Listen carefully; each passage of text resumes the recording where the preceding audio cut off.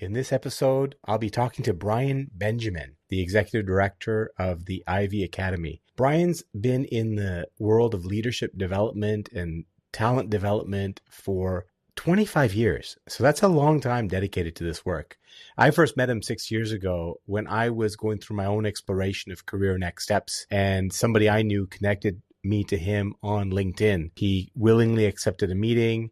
I had a great conversation with him, and a very simple suggestion he made profoundly shaped my path, leading me to where I am today. I get the fortune and the serendipity of getting to work with Bryan now at the Ivey Academy, where he's expanding the Academy's reach, not only across Canada, but throughout the world. He's tailoring programs to the evolving needs of leaders today in this rapidly changing world. And this conversation will explore Bryan's insights on leadership development, the future of business, the future of work, and how leaders can really develop their leadership learning journey to face the challenges and the uncertainties ahead. I hope you enjoy this conversation.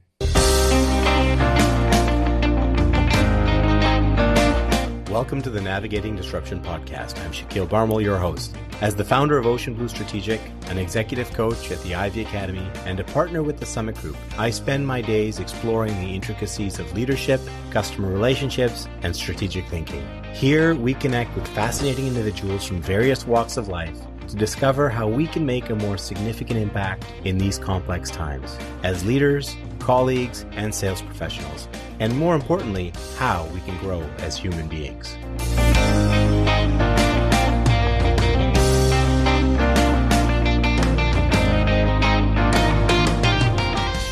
Before we begin today's episode, I acknowledge that we are recording from the traditional unceded territory of the Algonquin Anishinaabe people. As I am a stone's throw from the meeting of the Ottawa, Gatineau, and Rideau rivers, it's important to recognize this area's rich history as a gathering place. For hundreds, or probably thousands of years, where these rivers meet has been a site of exchange, of goods, yes, but also ideas and cultures.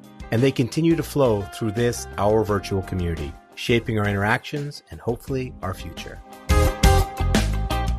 Hello, Bryan. How are you? I'm good. How are you doing? Good. Thanks for making the time. I know you're all over the place. You're traveling across the country and all over the world, and to find you kind of sitting down somewhere right now, I feel very fortunate to have this time with you. Thank you. Well, I'm glad we were able to make this work. Yeah, awesome. Bryan, I always like to connect my audience into kind of history that I have with some of my guests, and I've been waiting for this conversation for quite a while. In some ways, I can say maybe 6 years. I'll go take us back 6 years. When I was in my last role, COO, and some of my listeners have heard different variations of this kind of narrative, but when I was thinking about what I wanted to do next, and I was in a high school class, my kids' high school class, and I was so enthralled by the passion of this history teacher, I thought to myself, I wonder if I should go back and be an educator. And I thought, okay, I'm not going to go back and learn how to be a high school teacher, but maybe I could teach leaders. And I thought, okay, well, maybe I'll go and get an adult education certificate or something and go and teach leaders. Now, along that same time, I was doing some internet searching and I came across an organization that you used to lead, the Niagara Institute, talking about leadership development sessions, right? You were doing that at that time? I was, yes. Yeah. And I said, okay, well, let me take a shot in the dark and let me see if this organization or somebody there will talk to me about this. Wasn't looking for a job yet. I was just exploring. And I came across your name through my LinkedIn search. Turns out that you knew a previous career coach of mine. You had worked together. I said, let me see. She connected me with you. You were so gracious and willing to meet with me. You are in Ottawa, so I came to see you at your office. We had a great chat. I told you what I was thinking. You were so warm and open and gave me this simple suggestion that kind of changed the course of my world.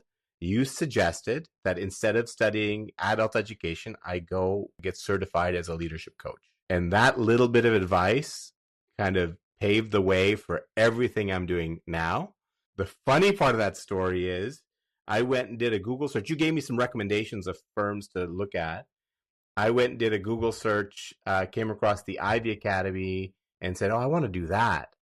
And I reached out to you and you said, I think I'd go get the formal coaching certification. And then I didn't reach out to you again because I felt really guilty because I didn't take your advice. Because I had a conversation with a woman that you now know really well, Martha Mesnevsky. And Yeah. she, in her magic way, kind of just got me interested, intrigued. I even opened up the conversation with saying, no, I talked to somebody and they said I should get a coaching certification first. And she said, well, yeah, that's fine. But then she got me in. I did end up getting the coaching certification anyway, Brian, as Amazing. well. But that was the beginning of our conversation. And lo and behold, a few years later, here we are working together because now you are at the Ivey Academy. Oh my gosh, the world gets smaller Yeah. all the time. Yes, that is fantastic how we're able to reconnect after all these years in a different capacity. So great. I do have a question here, and it kind of connects to kind of how you see your place in the world. By this point, Brian, I would have already given your bio in the opening, so people have heard that, but I do want to get your perspective on this.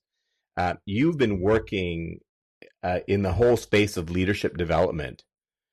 If I looked at your LinkedIn profile, I want to say almost your entire career. Absolutely. So you spend so much time in this area about developing leaders. How do you define your purpose, your place in the world? Wow, that's a big question. If I look back on my career, that is probably one of the consistent threads that goes through everything is talent and leadership development, both in organizations that have provided these services like Ivey Academy to individuals and to clients, but also in organizations where I've been fortunate enough to be able to build teams and leadership capacity myself in the role. So that is my defining piece is helping individuals and helping organizations build stronger leadership capacity to unlock whatever results that they're looking to achieve, whether it's growth, whether it's inspiration, whether it's change, whether it's transformation. That's what gets me jazzed. Okay. So if that's the through line, what is the current place of your role at the Ivey Academy in that journey? Tell us a little bit about how you think about your role there. So I'll start very quickly with what attracted me to Ivey was a well-respected brand. I met some amazing people when I was investigating the opportunity, Martha being one of them. Yes. And he sort of said, wow, there's a real gem here.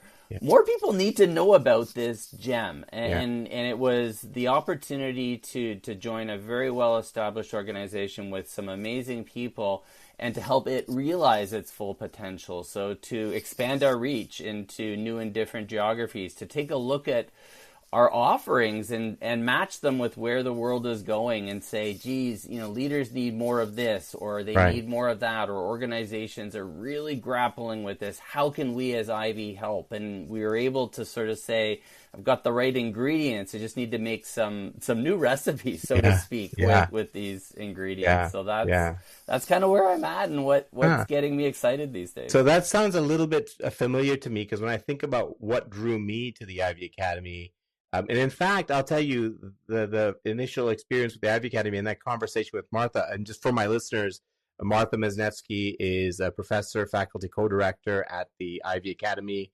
I'm a leadership professor. You will have heard me talk about Hercules Meets Buddha all the time. That's Martha's. And if you want to know more about that conversation, you can listen to my episode called Hercules Meets Buddha, where Martha and I have a similar conversation.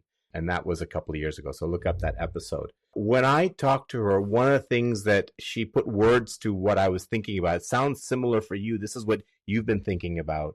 The world is going through so much dramatic change. It sounds a little bit obvious now, but if you go back 4, 5, 6 years ago, it wasn't as significant as it is now, but it was going there. You could see it coming. And I was feeling like leaders are struggling. Leaders are being challenged. I knew that just from my own work. I would love to play a role in helping leaders navigate the coming changes, the transformations, the disruption. That's exactly what Martha was thinking about. It sounds like that's what you were thinking about. And we've all kind of come together in this place, in this organization that's thinking about that same thing. How do we help leaders be successful, to make an impact during this time of significant transformation and change in the world? Yeah, it truly is, I'm almost hesitant to say unprecedented because Yeah. the saying of the world will never change as fast as it is today. Again, it's going to change faster, right? And it's just going to keep going. But the weight that leaders are feeling and the weight that organizations are feeling, combined with the obligation, it really truly is a unique sort of time. And I think we're all being challenged to support each other through this and to make leadership exciting, to make leadership attractive. We want the next generation to aspire to become leaders. And, how we best support them. And so I feel, that is a conversation I'm having daily internally with our colleagues and our faculty, and externally with clients in terms of how do I build the capacity I need to make my organization successful? How do I keep my leaders energized and motivated and engaged? How do I help them navigate the unprecedented, as we've talked about, complexities that are just kind of hitting them like day in and day out? It's a little relentless. Yeah, it really is relentless. But yet there are still people that are willing to step up, play those roles, and move us Thank forward. you to all leaders who are doing that. Yeah, absolutely. So I have a few areas I'd love to just pick your brain on, because of course we get to work together all the time, but we don't get this opportunity to have these kinds of conversations. So as you think about the challenges facing societies today and all over the world, and you think about the leaders' roles in kind of helping the world through those dramatic changes and pressures in the world, how do you see the role of kind of lifelong learning for leaders as they are facing their responsibility to navigate these societal challenges? You're hitting on something that is very near and dear to me and to a lot of the work that we're doing at Ivey is this sort of learning as a continuous sort of habit, if you will. It's like, eating healthy or exercising. Like, don't just do it and then say I've done it and you're good for the rest of your life, right? You got to do it on an ongoing basis. It doesn't always mean taking a big in-depth program. It could be listening to a great podcast. It could be a specific article. It could be a conversation with someone. And this idea that it actually becomes, at first it can sound, wow, that's a lot, but it becomes a lot less overwhelming when you think about learning taking place more frequently, but in often little bite sizes, along the way. And that's something that we're spending a lot of time with leaders and sort of saying, what are the bite-sized learnings that you're looking for? Whether it's to understand the impact of, I'm sure we'll get into this, a new technology, or, understanding, how do I navigate some of the geopolitics that are going on, and as it relates to conversations I have internally within my organization and my team. But yes, it's that idea of sparking curiosity and helping leaders understand how they can consume knowledge, on an ongoing and kind of continuous basis. Yeah. So, I mean, from your perspective and the lifetime in a talent development, leadership development that you've been part of, how have you seen this approach to learning for leaders change over the last, let's say, 20, 25 years? What's happening now that perhaps wasn't happening, let's say, 20, 25 years ago? I think and I'll speak for myself, because I'm very much in this as a leader who's also supporting the development of other leaders, is this idea of, I got to stay sharp and I got to be able to continually refine my skills and my knowledge. And I'm not saying that's new per se. I think what's new is the recognition of just how important it is, right? So something that happened, last week is now on the forefront, and I'm thinking about what's going to happen next week and how is that going to inform my leadership. So that idea of staying plugged in, staying curious, consuming more information, trying to find the relevant information from all the information that's available. That feels very different than it did 20 years ago, where learning took place in more intensive blocks at sort of distinct periods of time, whereas now it's always there. I totally agree with that. And I think about, as you were giving that answer, I'm just reflecting back on where I was 20, 25 years ago in my career. I was actually, at that time, I was just coming into Ivey, and I had a role in an organization, and I wanted to go and kind of move forward in my career. So the decision I made was, let me go and do my MBA as that part of the journey. And sure enough, I graduated from Ivey, and what I thought the world was going to be like was completely turned on its head. We had 9/11 right after I graduated. We had the tech boom and tech burst. We had the financial meltdown in 2008. A series of these things that, as I think about in my 20s, what I thought was that, getting to the ultimate, being an excellent leader, was a place that you get to, and all the factors are known. You can learn all the things there are to learn. But I think what I've realized now is that the reality is that there's nobody that has the answer of what the future is going to entail. And there really is no ever arriving at a position of, I've gotten here. I'm the leader I need to be now. And so lifelong learning is just kind of the normal course of, you'll never stay ahead of what's coming. It's just about surviving and thriving through the challenges that life faces you. And lifelong learning seems to me the only way to kind of do that. Well, you hit on something that is, I think, becoming more evident is the need to be uncomfortable not knowing it all. And then I don't know if there was ever a point in time, but it certainly felt like this. If I look back 20 years ago, is the leader was, I felt pretty comfortable. I kind of knew the knowledge that was available, that was out there. Whereas now it's like, there's no way I can be an expert, nor should I profess to try to be an expert. I got to be comfortable recognizing that I'm not going to be able to be comfortable with everything. And that actually has a lot of unintended benefits as well, because it gives lots of space for others to step up and fill gaps. I think leaders are now recognizing more so than ever the opportunity to surround themselves with other people that can bring different complementary skills and experiences to the table. But we can't be in a situation where, I'm going to have all the information I need to move forward, or inertia is going to set in as leaders need to be comfortable moving forward, having enough information, but recognizing that I won't have it all. And the course is probably going to change as I start to move forward. But I need to move forward, or else, we know that productivity challenges will ensue if I don't. So when you think about your own practice of lifelong learning, beyond the courses and the webinars even, what are some things that you do now, perhaps, to support your learning that you weren't doing even 5-10 years ago?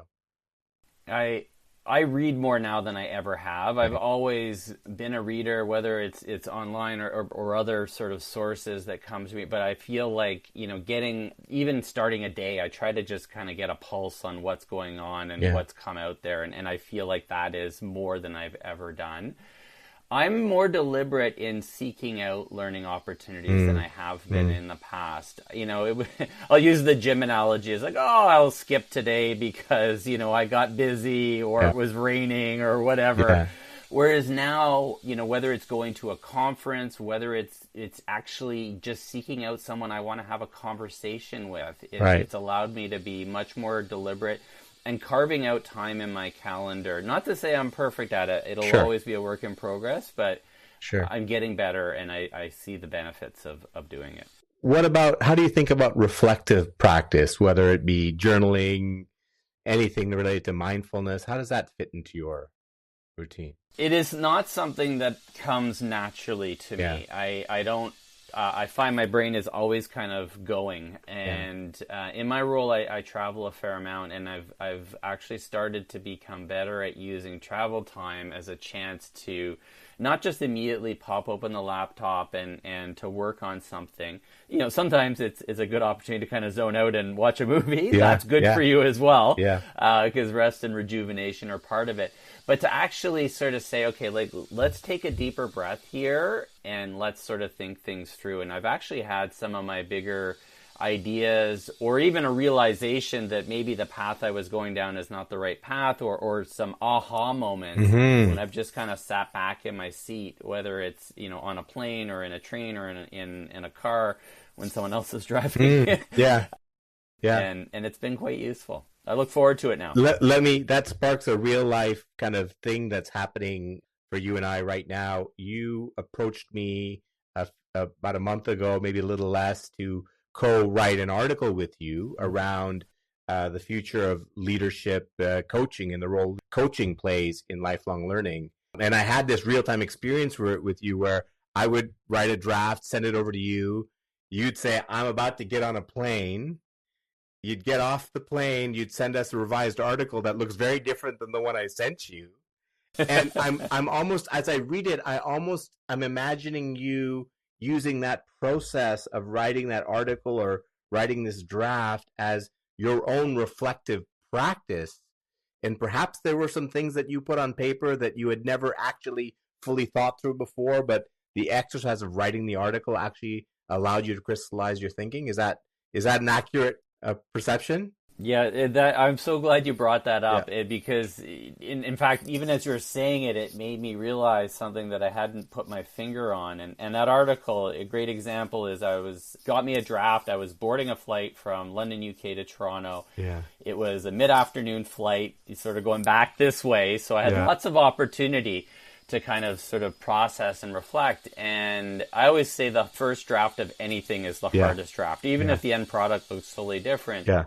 But it pushed me to think about, okay, what are we doing here when it comes to coaching at Ivey Academy? What's the need in the market? How can we be special? How can we be unique? How can we add something that isn't necessarily already there in our own way? And it was in part the opportunity to kind of go back and forth and share some of these ideas. Often writing it down does a really helpful job of sparking it. Yeah. But it got some wheels turning that weren't turning before. Yeah. And I appreciated that opportunity. So I'm writing more than I have. It's really good exercise. Yeah. So I called this out because I've been also struggling with that same thing. I've taken a couple of cracks at journaling. You know, I stopped and started a few times during the pandemic, and it's fine, it's good, but it's really hard to get into a natural rhythm of it. And as I was going through my own coaching certification kind of process, doing a lot of reflective thinking about how you work and learn, I realized for me, I stumbled into the best way for me to do my reflective practice is to write thoughtful LinkedIn posts or thoughtful articles about things that are going around in my brain. And the act of writing the article is the act of me doing reflective practice. But the outcome is that there's a piece that other people can consume and benefit from that perhaps triggers their own reflection and thinking. That to me feels pretty good. And I've read some of those posts that you've written, and I agree, right? You sort of, I remember one where you're on a flight to Ireland, and you says, I should be sleeping, but I'm not, right? We've all been there, right?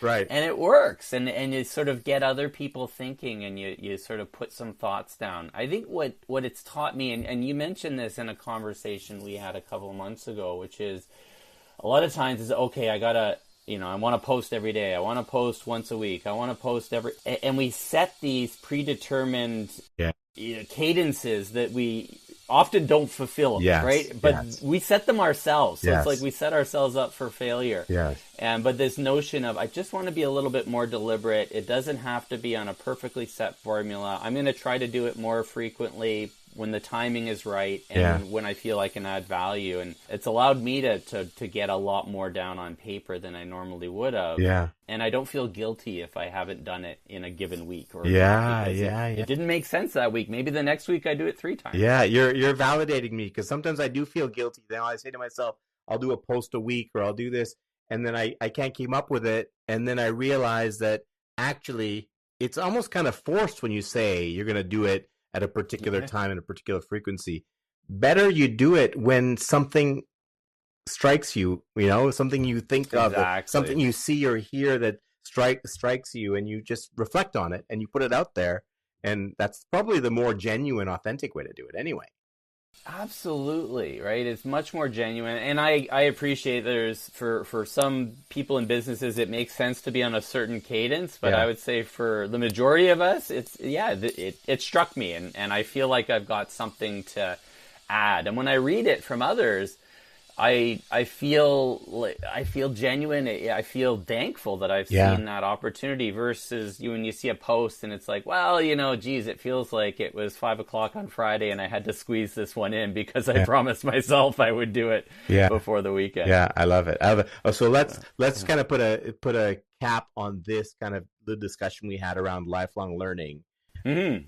So it's about suggesting, inviting leaders to consider constantly exposing themselves to new ideas, whether that be reading more, looking at the watching webinars, having conversations with people you wouldn't otherwise have conversations with, and yes, and taking programs and courses in micro fashion and also in long form fashion, the way it's traditional. But taking all of those things and taking the time to process them, reflect on them, think about them. If journaling works for you, fantastic. If journaling isn't your thing, then find some other way of processing. Could be writing an article, it could be writing a LinkedIn post, it could be actually addressing an audience of people and sharing something that has moved you. Absolutely. But the idea of putting it through your brain to take it out through your mouth or your fingers is probably a good way to pursue lifelong learning. Absolutely. And then it becomes less threatening. A lot of times when I'm having conversations with people, they're thinking of lifelong learning as a big commitment, a bit, a multi-day, a multi-month, a multi, whatever program, a big investment of cost and time.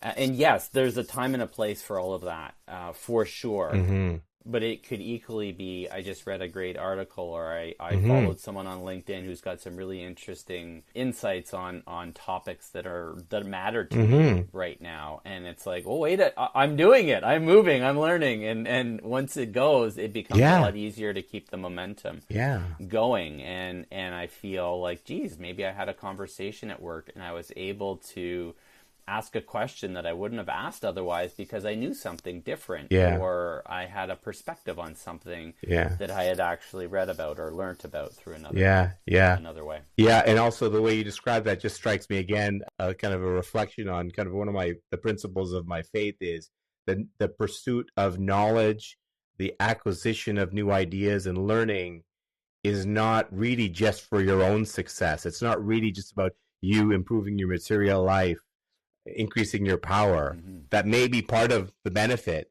but in fact, acquiring knowledge is really to allow you to be in greater service to others.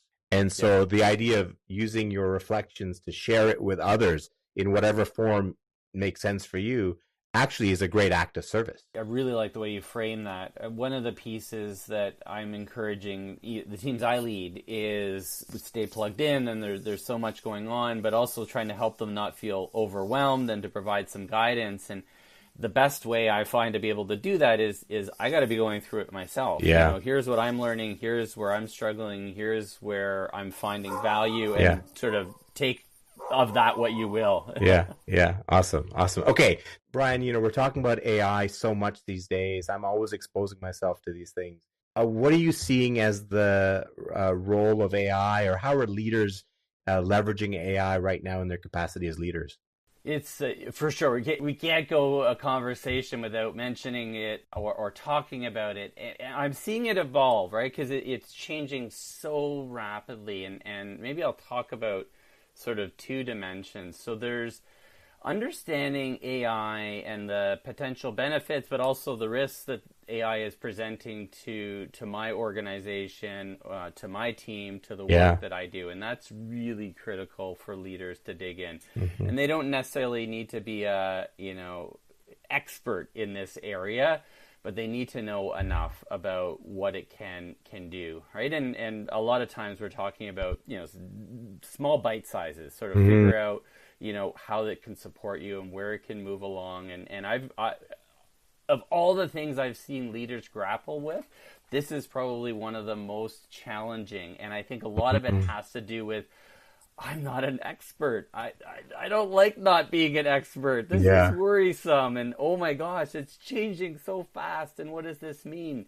And then there's this other piece, which is sort of a curiosity to understand that things are changing so rapidly. New innovations, new disruptions are coming at a pace that I will never be fully able to keep up with. But the good news is Yeah. no one else will either. So we're Yeah. all in the same boat. Yeah. And what does it mean to be curious? What does it mean to seek out what are the possibilities? What does it mean to actually be uncomfortable with a leader, right? Yeah. And we've had those conversations internally amongst our team as we've tried the tools that are out there in new and different ways, and some embrace them and have been doing some really cool stuff.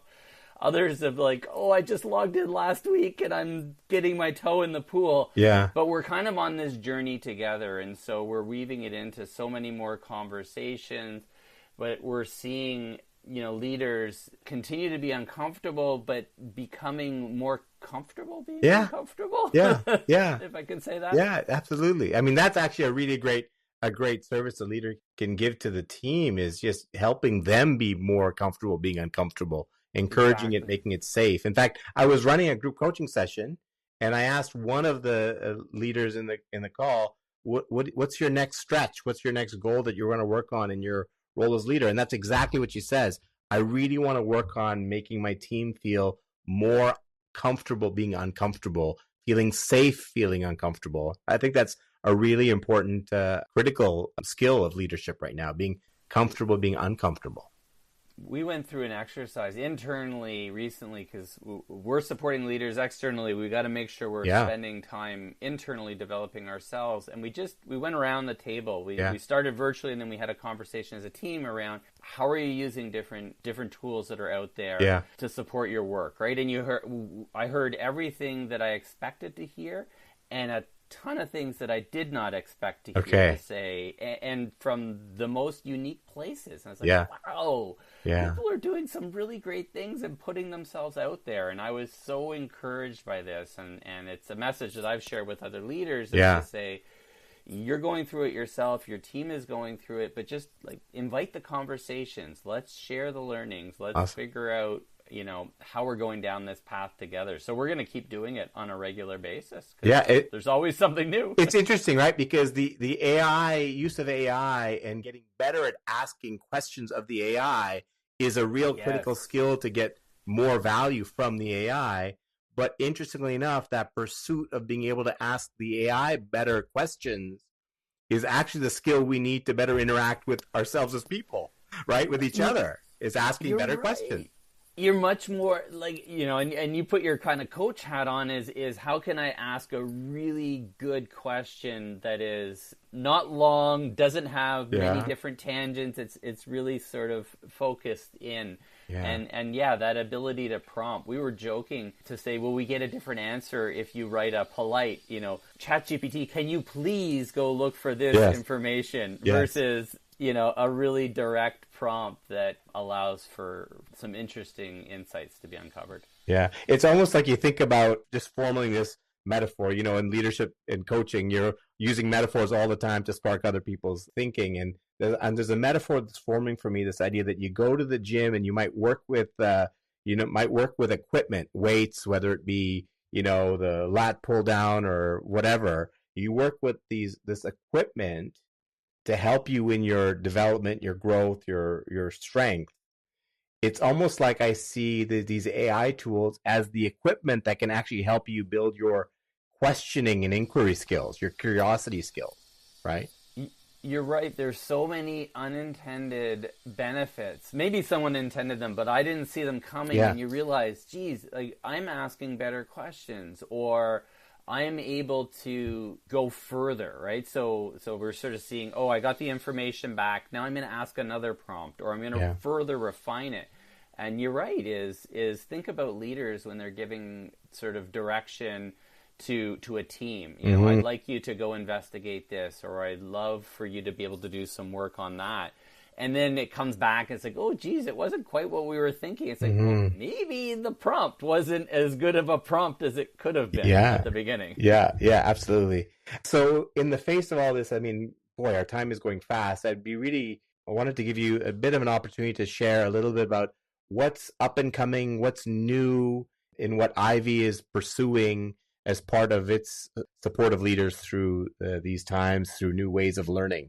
What's coming up for for you? There is so much coming up. It is such an exciting time right now, and I've never been more excited to sort of have my arms wrapped around so many different cool projects that different people are working on. So there's Ivey Business School itself is going through a really big push on lifelong learning and making a deliberate sort of outreach to connect with alumni, and we've got alumni in over 100 countries around the world. How do we best support your continuous and ongoing learning? And it could be, we'd love more articles on this topic, or could you do a live stream on that topic? Yeah. Recognizing that I think everyone in their lifelong learning endeavors needs to have multiple sources that they draw on. So, how can Ivey be one of the sources that makes sense and we can continue to add value long beyond when someone graduates? On the executive education side with Ivey Academy, we're accelerating innovation is one of our big strategic priorities. And so that is, new and targeted programming aligned with critical issues. So it could be a program on AI, but more so, what does it do for disruption and leadership resilience in the time of AI? Topics like neurodiversity and belonging and creating connected teams. The ability to introduce one-to-one coaching engagements. Coaching has long been an integral part of the work that we do with Ivey Academy, and we've got some amazing coaches, present company included. Thank you. That do really important work with the leaders that we're privileged to work with. And sometimes a one-to-one coaching engagement is the right solution for a leader. Sometimes it's a program, sometimes it's both. And being able to bring that more deliberately. We've heard the demand from our clients, and so we're really pleased to be able to meet and hopefully exceed what they're looking and expecting from Ivey Academy. And we're growing our reach. So I think in order for us to be as relevant here in Canada as we can be, doing work outside of Canada, and even starting with doing work across Canada, coast to coast to coast, and broader, brings a global perspective to the conversation and the discussions and allows for a more, I would say, enriching learning experience. Wow. So those are just a few. I can keep going. No, I know you can't. I'll stop on those. No, I'll tell you, I mean, I because of the way we talked about this at the beginning of the episode, the way things transpired, I ended up coming to Ivey before you did. And so I was there in the time where we were just talking about bringing coaching into programs and just getting it going. And then you came along, and I have to say, I think you've been there a little bit, almost 2 years. 2 years this summer, yes. Right? I just can't believe how fast we've moved in that time frame in all the directions you've just described. It's been like, maybe a couple months in, we just hit the gas pedal. And all of these things that you're talking about are very, very new in that maybe the ideas existed before, but the acceleration to execution has really, really moved quickly in the last, I would say, even the last several months. Yeah, it feels like the momentum is really picking up, and you hit on something that's really important to me is a lot of the foundational pieces, a lot of the components were there, and in fact, one of the things that attracted me to the opportunity, there were many, was how many great foundational pieces. And when I met Martha and she talked about the coaching and she talked about the great program and how we're working, it's like, oh my gosh, we're just starting. We can go so much further. Absolutely. And so now it feels like the timing is right for a lot of this, and we're fortunate to have the right infrastructure to be able to move fast on it. Yeah, fantastic. Okay, so I'm curious because you've come from a world of leadership in your career and you've joined a university filled with faculty that are studying the cutting edge of leadership and the biggest problems leaders are facing. Probably met a lot of very interesting professors in your last couple of years. What is an idea that you've been exposed to that's blown your mind? Ooh, what a good question. And yes, one of the best parts of my job, and I have many, is the opportunity to connect with faculty, whether it's faculty delivering a program, planning for a program, talking about a big, bold new idea. Yeah. And I've just been mind blown time and time again around, what they're researching, but more so how they're researching and how it's getting applied. It is super applicable. It's super relevant. It's like, oh my gosh, this could go into place tomorrow in an organization. But I got to say, some of the work that Dr. Rob Austin is doing around neurodiversity is something that just, it strikes a chord with me professionally and personally. And it is so meaningful. I feel it's so cutting edge, and I feel that it's something that every leader and every organization needs to be paying attention to in order to truly unlock the true potential of what they're doing. And he's just an all-around cool guy, so it works well. So I've got to take a moment here, because I'm sure a number of my listeners may not know, what do we mean when you're talking neurodiversity? Can you give us kind of the quick version of what that means to you?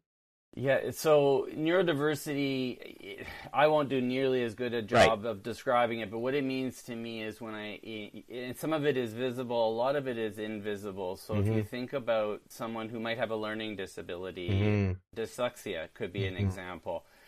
So they've got all of the right makeup to be incredibly successful in life and incredibly successful in organizations.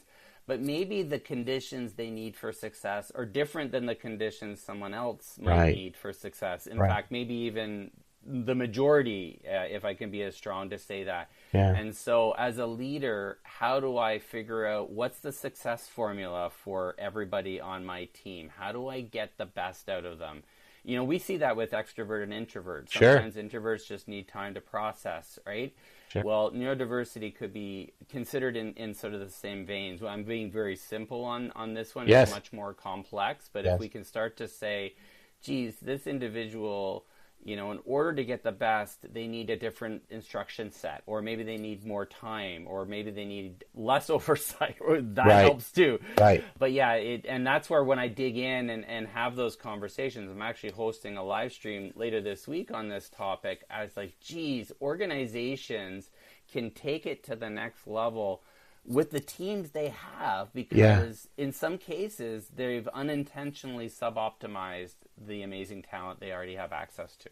It actually gives you so much hope for the future that we are starting to think about and work on and figure out, how do we bring out the best in all people, as opposed to the percentage of people that fit what we call normal, but recognizing there's so much strength, capability, capacity that is so untapped with people that just for whatever reason process the world and information differently.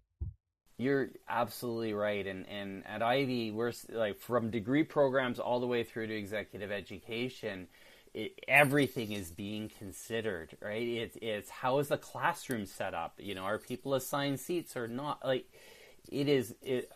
and I'm amazed when I see how much time and attention that people are putting into this. And it warms my heart, because you sort of feel that everyone feels that they're special without needing to feel that they're special, if that makes sense. So it's everyone walks in and it's like, yep, this is my conditions that I look for are here. Even though the person next to me might have a very different set of conditions, it's like it just works for both of us, and it works for all of us. And then that power of unlocking the full potential is just, it's quite. Awesome. I'll use your words, mind-blowing, right? Awesome, fantastic. Okay, couple of lightning round questions. This is a new thing I'm trying in my relaunch. Couple of lightning round questions. All right, I'm sitting up.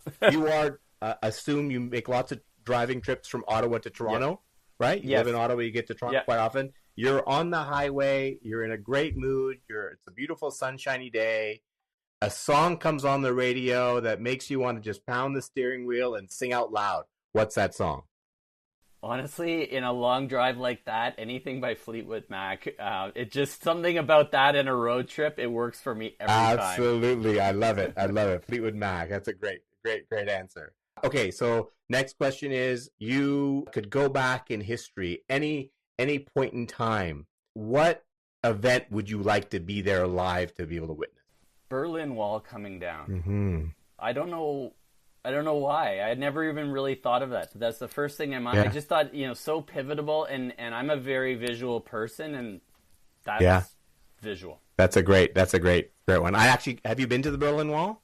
I have, yes. Yeah, it's pretty, it feels so substantial just standing in front of it, right? You realize how the world changed in that moment. A second one, I'm going to put a second one for sure. Is Vimy Ridge, and I'd never been so proud to be sort of Canadian around something like that. So I'd love to see how that all unfolded. Fantastic. All right. Last question is actually a little bit of in service to our listeners. Advice to leaders, could be up and coming leaders, rising leaders. If there's one thing you could kind of have, 30 seconds to give them some thoughts to consider today, what would that be? For me, stay curious. You can accomplish a lot. Just be curious. Don't get bogged down. Keep your mind open. Yeah, I do think the path forward is going to look very different than paths of the past. They're going to be much more fluid. They're going to be a lot less obvious.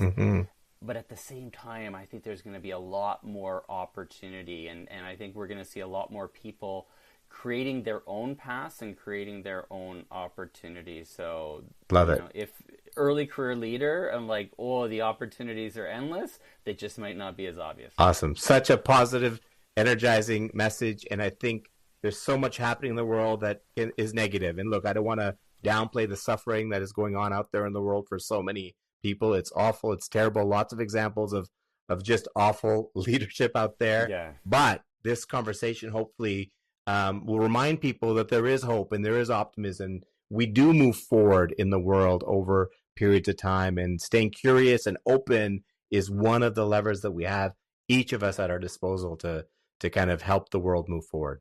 Bryan, thank you. Thank you for this conversation. I really appreciate you making your space available for me.